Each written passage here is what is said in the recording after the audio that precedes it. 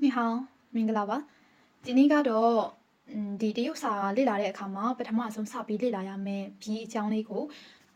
ပြောပြပေးသွားမှာပါဆိုတော့စကြည့်ကြရအောင်နော်ဒီမှာဆိုရင်ဟန်ယူဖင်းရင်းလို့ရေးထားတယ်ပေါ့နော်ဒီဟာကကျတော့တရုတ်စာပေါ့နော်တရုတ်လို့ရေးထားတယ်သူကကျတော့ဟန်ဇလို့ခေါ်တယ်ပေါ့နော်အဲစကားလုံးလေးကိုဆိုတော့အပေါ်မှာဒီအင်္ဂလိပ်နဲ့ရေးထားတဲ့ဟာလေးကကျတော့ဖင်းရင်းလို့ခေါ်တယ်ပေါ့နော်ဖင်းရင်းဆိုတာကကျတော့ဒီတရုတ်စာတွေရဲ့သူကအတန်ထွက်ပေါ့နော်ဒါဆိုတော့ဒီမှာ ying mandarin ဆိုတာကကျတော့ဒါတော့ဖိတ်ချင်လာမယ်လေးပါနော်တရုတ်စာမှာဆိုလို့ရှိရင်ဒီဖင်းရင်းကိုပထမဆုံးတရုတ်စာစပြီးလေ့လာမယ်ဆိုရင်အပိုင်း၃ပိုင်းရှိမယ်ပထမဆုံးလေ့လာရမှာကကျတော့ရှမ်းမူဆိုတာကျတော့ဘီပေါ့နော်တရုတ်စာရဲ့ဘီမြန်မာမှာဆိုကကြီးခခွေအဲ့လိုမျိုးပေါ့နော်ဆိုတော့ဒုတိယတစ်ခုကကျတော့ရွတ်မူဆိုတာကကျတော့တထအီအဲ့လိုမျိုးဆိုတော့နောက်တစ်ခုကကျတော့ရှမ်းတယောက်ဆိုတာကျတော့အတန်အနှိမ့်အမြင့်ဆိုတော့သူကကဆအဲ့လိုပုံစံအတန်လေးတွေပေါ့နော်ဆိုတော့ဒီအပိုင်း၃ပိုင်းကိုရသွားပြီဆိုရင်တရုတ်စာဖင်းရင်းကိုပေါ့နော်ဖတ်တတ်သွားပြီလို့ပြောလို့ရပါတယ်ဒါဆိုရင်ဒီနေ့ကတော့ပထမဆုံးအပိုင်းဖြစ်တဲ့ရှမ်းမူဆိုတဲ့ဘီအပိုင်းလေးကိုလေ့လာကြည့်အောင်နော်ဆိုတော့ဒီမှာရှမ်းမူဆိုတာကဘီဒီဟာကဖင်းရင်းလေးနဲ့ပေးထားတယ်ခွင်းနဲ့ဟာလေးကပေါ့နော်ဆိုတော့ဒီဟာလေးကကျတော့ဘီလေးပေါ့နော်ဆိုတော့ရှမ်းမူဆိုတာကျတော့တရုတ်စာရဲ့ဘီဆိုတော့သူကကျတော့ဘီက20နဲ့3လုံးရှိတယ်ဒါဆိုရင်အခုစပြီးတော့လေ့လာကြည့်အောင်နော်ဆိုတော့သူကအင်္ဂလိပ်စာမှာဆိုရင်ဒီမှာ B ဆိုပြီးတော့ပေးထားတယ်ဒါကအင်္ဂလိပ်လိုဆိုရင်တော့ B လို့ထွက်တယ်ဒါပေမဲ့တရုတ်လိုဆိုရင်ဒီစကားလုံးလေးကိုဘယ်လိုထွက်မလဲဆိုတော့ပိုးဆိုပြီးတော့ထွက်မယ်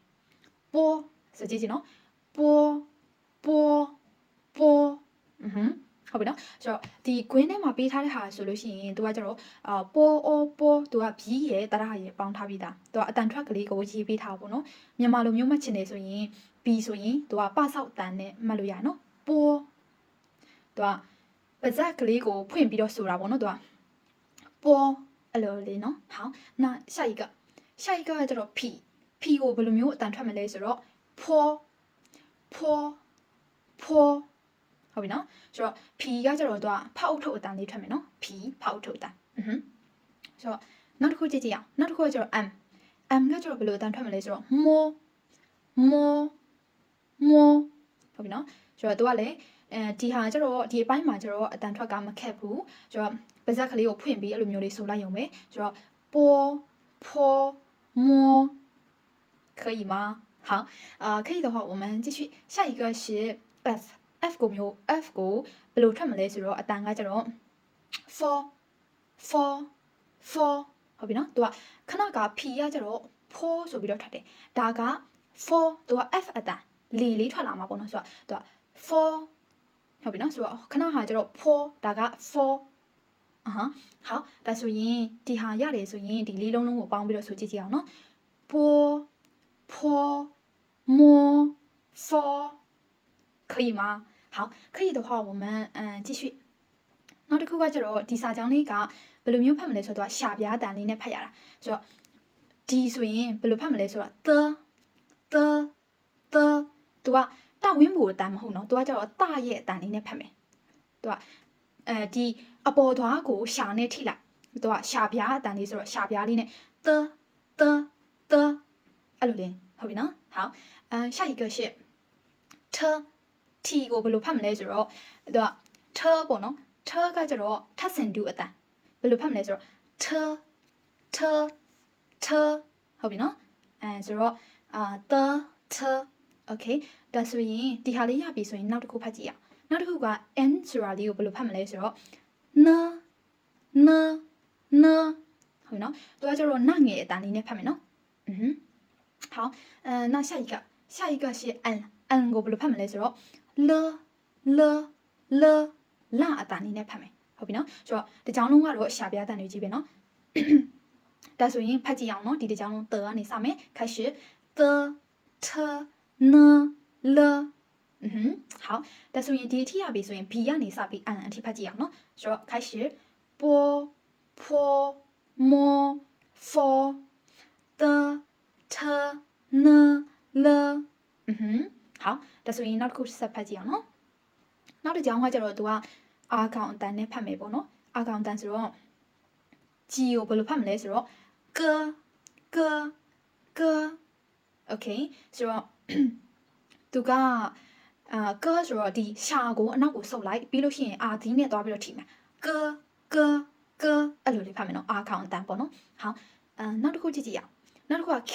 ကကျတော့သူကအာခေါင်တန်ပဲခအဲ့လိုလေးဖတ်မယ်နော်သူက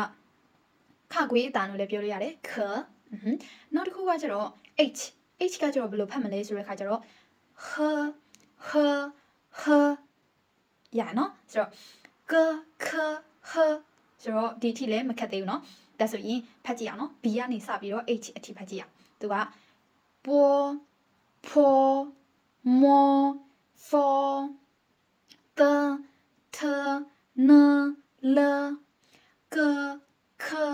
呵好ဒီထိရပြီဆိုရင်နောက်တစ်ကြောင်းဆက်သွားကြည့်အောင်နော်သူကဒီစာကြောင်းလေးကကျတော့သွားစီတ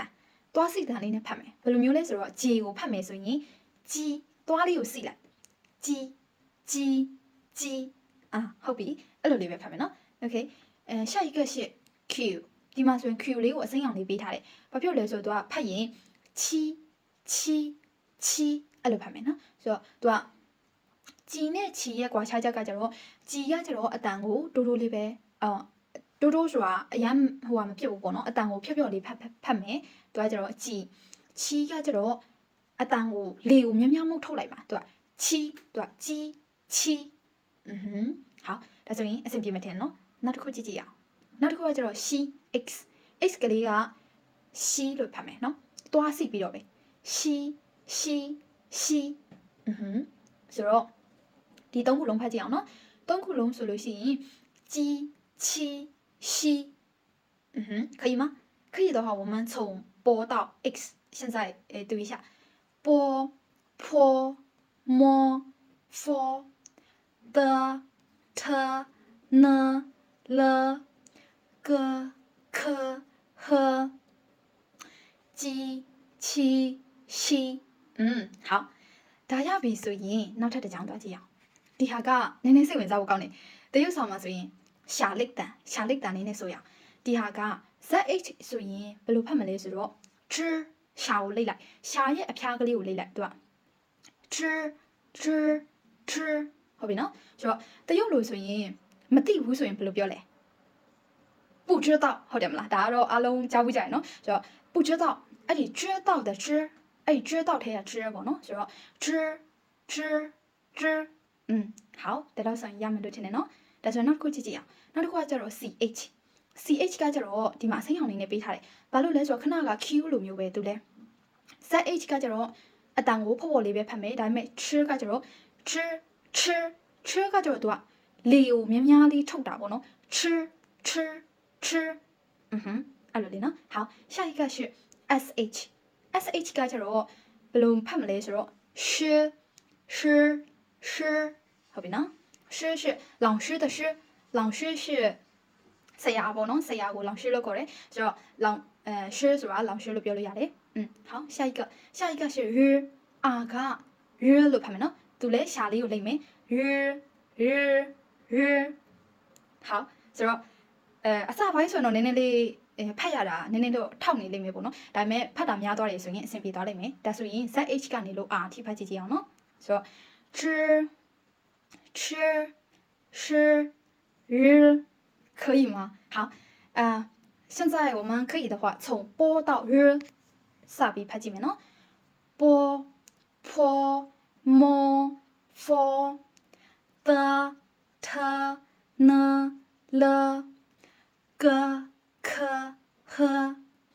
鸡七西知吃是日 OK 好很好ဒီဟာရပြီဆိုရင်ဆက်သွားကြည့်အောင်နောက်တစ်ခုကဒီဟာကတော့အတန်းလောက်ထိမခက်ဘူးဒီအောက်ပိုင်းလေးကဒါဆိုဆက်သွားကြည့်မယ်နော်သူကဘယ်လိုဖတ်မလဲဆိုတော့တွားချတာနေနဲ့ဖတ်မယ်ဆိုတော့ z ကိုဘယ်လိုဖတ်မလဲဆိုတော့ z ခွဲတာနေနဲ့ဖတ်မယ် z ဟုတ်ပြီနော်တွားချတဲ့ကနေအတန်းထွက်လာဟုတ်ပြီနော်ဆိုတော့ပြန်ဖတ်ကြည့်အောင် z OK 下一个ဒါက z ဒီမှာလေ绿色လေးနဲ့သူကဟိုပေးထားရနော်ဆိုတော့အစိမ်းရောင်လေးနဲ့လုပ်ပေးထားတယ်ဘာဖြစ်လို့လဲဆိုတော့အတန်လေးကိုသူကလေကိုများထုတ်မယ်ဆိုတော့ဖတ်ကြည့်သူက c ကကျတော့သူကစလိန်တန်နဲ့ထွက်မှာနော်ဒီဟာကျတော့可以吗？好，可以的话，我们继续下一个，下一个是 S အတန်ကဘယ်လိုဖတ်မလဲဆိုတော့ s သူကစလုံးတန်လေးနဲ့သွားကြားလေးကနေလေလေးထုတ်လိုက် s 可以吗？好，ဒါဆိုရင် Z ကနေ S အထိဖတ်ကြည့်အောင်နော် z 好，ဒါဆိုရင်波ကနေစပြီး S အထိပြန်ဖတ်ကြည့်အောင်နော်开始波坡摸佛的特呢了个可和鸡七西知吃是日子思好，终于我们到了最后နောက်ဆုံးကကျတော့နှလုံးပဲရှိရဖတ်ကြည့်အောင်နော် Y ကကျတော့ဘယ်လိုဖတ်မလဲဆိုတော့ยีအဲ့လိုဖတ်မယ်နော်သူကတရုတ်စာမှာဆိုရင်1 2 3 4 5ဟုတ်တယ်နော်ဆိုတော့အဲ့ဒီကยีရဲ့အတန်ထွက်နေတူတယ်ဆိုတော့ยี可以吗可以的话我们最后一个是 W ဘယ်လိုဖတ်မလဲဆိုတော့ဒီဟာလေးကို wu ဆိုပြီးတော့ဖတ်မယ် w အတန်လေးဟုတ်ပြီနော်ဆိုတော့ wu ဆိုတော့ยีwu ဟုတ်ပြီနော်ဒါဆိုရင်အစအဆုံးဖတ်ကြည့်အောင်波ကနေစပြီးတော့ W ထိဖတ်ကြည့်မယ်开始波坡摸佛的特呢了个可和鸡七西知吃是日子思一五那终于我们结束了是的တရုတ်စာရဲ့ရှမ်းမှုကတော့ဒီဟာလေးပါပဲเนาะပြီးကတကယ်လို့အဆင်မပြေဘူးဆိုရင်ဒီဗီဒီယိုလေးကိုနောက်ထပ်တစ်ခေါက်ပြန်ကြည့်ပြီးတော့ပြန်ဖတ်ကြည့်ပေါ့เนาะ好ဒါဆိုရင်တရားလေးကိုလည်းပြန်ပြီးတော့လေ့လာခြင်းနဲ့တရားကိုလည်းလေ့လာခြင်းနဲ့ဆိုရင်ဒီ page ပေါ့เนาะ Yin Mandarin ဆိုတဲ့ page လေးကိုfollow လုပ်ထားလို့ရပါတယ်那谢谢你我们下次见拜拜